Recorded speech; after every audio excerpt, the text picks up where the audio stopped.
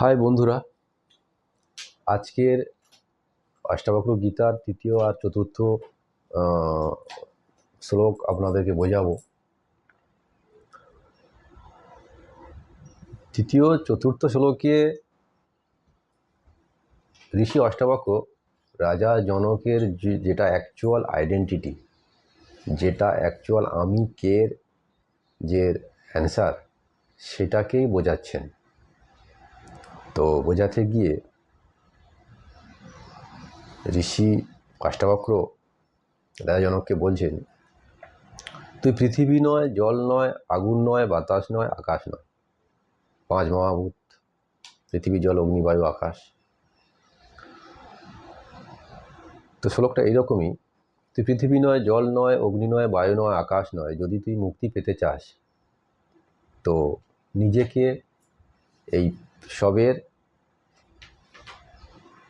চেতন রূপ সাক্ষী জান। আপনারা সবাই জানেন আমাদের শরীর পাঁচ মহাভূত দিয়ে বানানো। পৃথিবী, জল, অগ্নি মানে আগুন, বায়ু, বাতাস আর আকাশ। আকাশ মানে এই আকাশ নয় যেটা উপরে, ওই আকাশ নয়। আকাশ মানে স্পেস, খালি স্থান, ওটাকে আকাশ বলে। তো অষ্টাবক্র ঋষি বলছেন যে এটা তুই নয়, এর যে চেতন রূপ, যেটা সাক্ষী। এখানে আর একটা কথা উল্লেখ করেছে, সাক্ষী। সাক্ষী মানে যেটাকে আমরা সোজা সরল ভাষায় যদি বলে থাকি সাক্ষী, সাক্ষী সাক্ষী মানে উইটনেস। এটাকে এইভাবে বুঝুন, একটা উদাহরণ দিয়ে আপনাদেরকে আমি বোঝাবো। একটা মাটির কলসি, মাটির থেকে কলসি তৈরি হয়েছে, আবার একদিন কলসিটা ভেঙে গেল, কিন্তু মাটি যেখানে ছিল সেখানেই আছে। মাটি ওই কলসিকে তৈরি হতেও দেখেছে, মাটি ওই কলসিকে ভাঙতেও দেখেছে, কিন্তু মাটি যেখানে সেখানেই আছে, ওর উপরে কোনো এফেক্ট পড়েনি। তাহলে মাটি এখানে কি হয়ে গেল? সাক্ষী। আর পঞ্চ মহাভূতের সাক্ষী তাহলে কে? চেতন, চৈতন্য রূপ, যেটাকে আমরা কনসিয়াসনেস বলছি, লাইফ বলছি।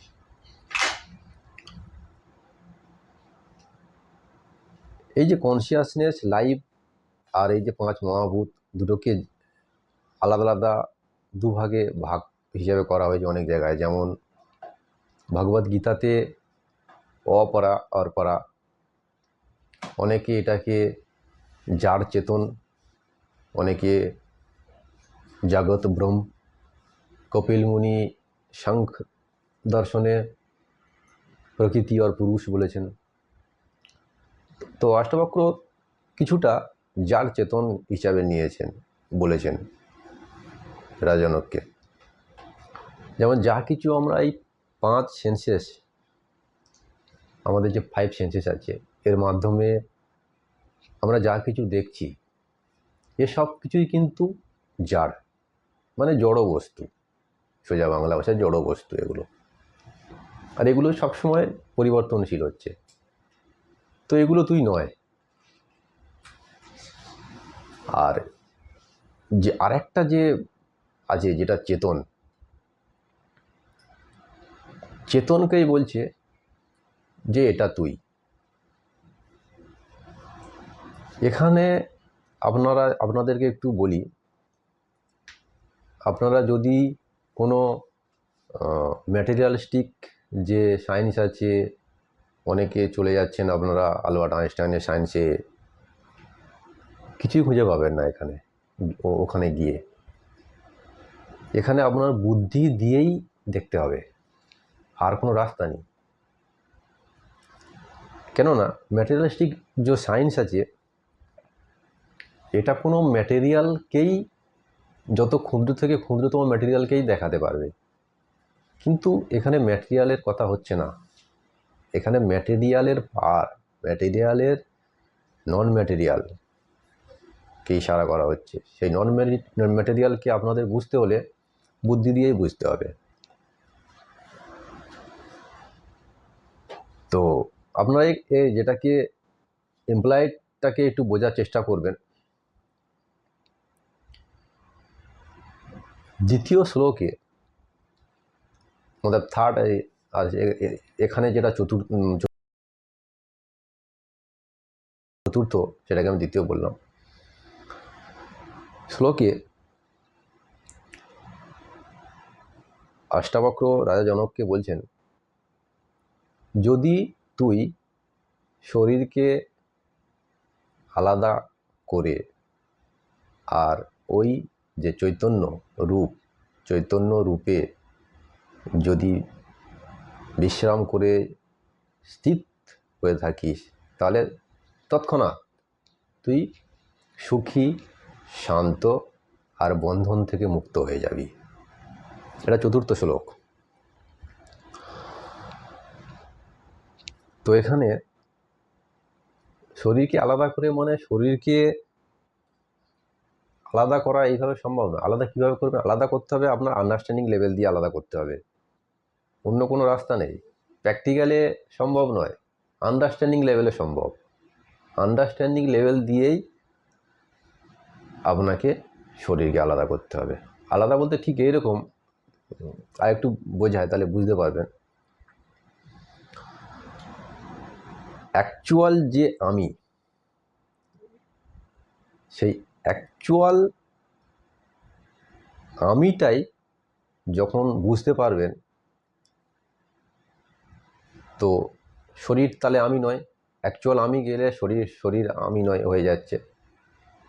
তাহলে অ্যাকচুয়াল আমিতে যখন আসবেন, তখন শরীর আপনি আপ আলাদা হয়ে যাবে, আন্ডারস্ট্যান্ডিং লেভেলে আলাদা হয়ে যাবে, প্র্যাকটিক্যালে নয়। সব কিছু তো আন্ডারস্ট্যান্ডিংয়ের খেলা, সুখ দুঃখ জীবন মরণে সব কিছু আন্ডারস্ট্যান্ডিংয়ের খেলা। এখানে আপনাকে বুঝতে হবে, জাস্ট প্র্যাকটিক্যালে কিছু নেই।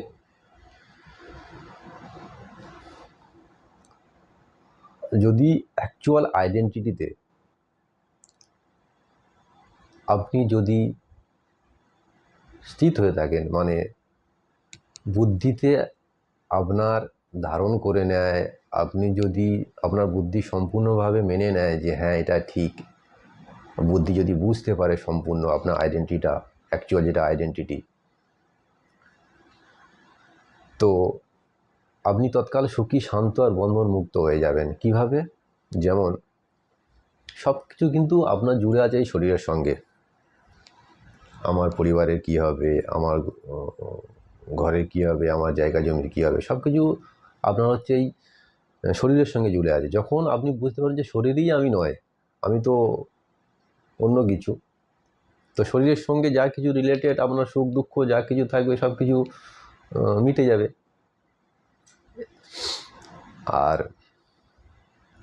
এই যে যার চেতন আগে আপনাদেরকে বললাম, এটা দুটো আলাদা নয়। এটা একটা, যেমন একটা টাকার কয়েনের হেড আর টেল দুটো মিলিয়ে 1 টাকা, তেমনি ঠিক যার চেতন মানে পঞ্চমহাভূত আর যে চৈতন্য অ্যাকচুয়াল যে আত্মা, এটা একটা শিক্ষার দুটো পেলু, মানে দুটো দিক। তো এইখানে একটু ভালো করে বুদ্ধি দিয়ে আপনারা আমার কথাগুলো বোঝার চেষ্টা করবেন। আর যেটাকে আরেকটা বলা হয়েছে যে বন্ধন মুক্ত হয়ে যাবে, যদি নিজের আইডেন্টিটি থাকো তো বন্ধন মুক্ত হয়ে যাবে। বন্ধন মুক্ত হয়ে যাবে এইভাবে, যখন আপনি শরীরকে আমি হিসেবে জানবেন, তখনই কিন্তু বন্ধন। শরীরই আমি নয়, আমি অন্য কিছু, অন্য যেটা এই পুরো ব্রহ্মাণ্ডের যেটা অবিনাশী বলা হয়। অবিনাশী মানে যে কোনোদিনই জন্মায়নি, কোনোদিনই মরেনি। ওই অবিনাশী যে সত্য, যেটা অ্যাকচুয়াল আপনি, ওইটাকে যখন জানবেন, সেই অবিনাশী শক্তি কিন্তু কোনো বন্ধনের সঙ্গে যুক্ত নেই, সে মুক্ত।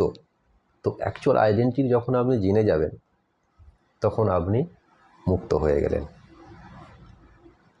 আগের শ্লোকে কী আছে আপনাদেরকে বোঝাবো।